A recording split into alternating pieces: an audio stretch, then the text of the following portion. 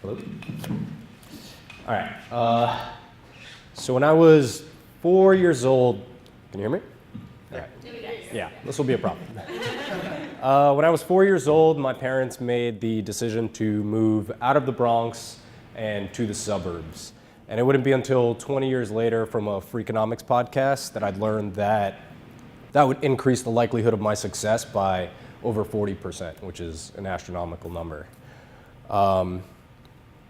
And hold on. Yeah, so growing up in the suburbs,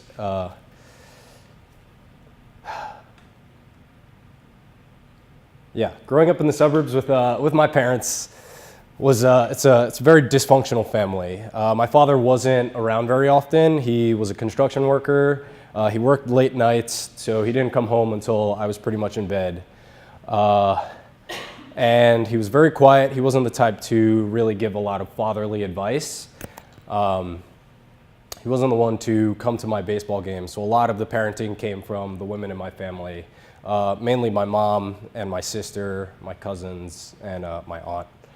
And when I was in 4th grade, I remember I was in my room after school. It was a school night, and I'm sitting in my bed watching Ed, Edd n Eddy, because that was the hot show.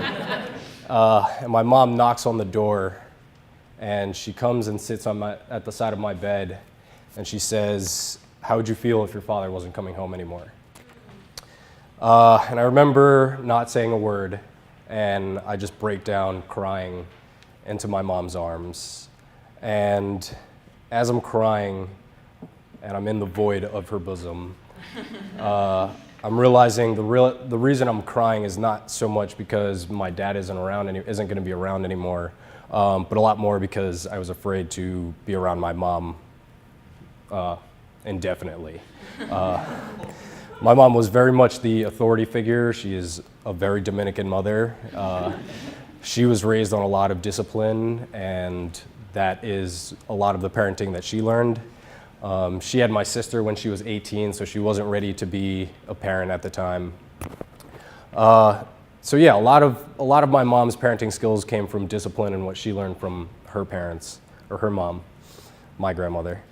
And I can remember just a lot of times, just like, even as a young kid, just being like, this doesn't make sense to me as a child. So like, for example, in 6th grade, I was flunking my lit class.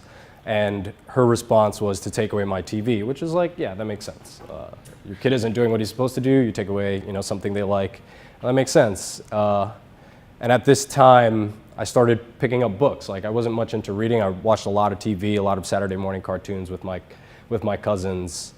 So I started reading more, and I remember like I started reading Harry Potter and getting like really into it. I'm like, oh, this is all makes sense. Like, this is like really good for me. Like, reading books are good, and that's great. Like, awesome. This seems like this punishment is actually like working. This makes sense to me. But then came the time that my mom was like, all right, you're no longer on punishment. You can put your TV back. And I remember telling her, I'm like, Mom, I don't think this is the right move. Like, I'm reading more books. This is like, yeah, I'm like, I'm a 6th grader, like, giving her parenting advice. And I'm like, I don't think this is the right move. Like, I'm reading more books. I think this is like really helping. And she's like, no, put your TV back in the room. And that was it. That was final. Her word was law, and I had to do what she wanted to do.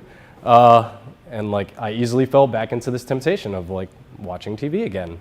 So it was just like all very confusing, and it's like really hard. Like, looking back at it, I realized just how hard it is to raise a child as a single parent. Like, she was the breadwinner now. She was the one like putting food on the table, having to also manage like me. Like, I was not an easy child to raise. Like, I was very mischievous, got into like a lot of trouble here and there. But I mean, I was in the suburbs, so like, I could get into trouble and not have it be like super impactful like on the rest of my life, as opposed to like living in the Bronx, whereas like I could have gotten into a lot of deeper shit. So yeah, it was just like a very interesting time for me to really like developed these ideas that just were contrary to like how my mom and her parenting skills were, and like the sort of relationship, like her parenting and what she brought about. And so, yeah, like I think they've done a tremendous job up until now, like even, and continue to do a tremendous job to be there as a support system for me. And my sisters and my cousins have all been there, and it's amazing. Like, I appreciate what they do, because like it could have easily gone another route. Like we could have stayed in the Bronx, my dad, and then I could just be on a whole new different path. So that's like, for me, has been usually a hard topic to talk about openly. And it's really taught me, my father has really taught me a lot in his absence, in that the type of man that I want to be. I want to be someone who is present, who is empathetic, who is not going to just leave someone out to figure themselves out on their own. And so I'm very grateful to my mom for being there, sticking around, even as hard as it was to raise a child like me. So yeah, that's my story to this day.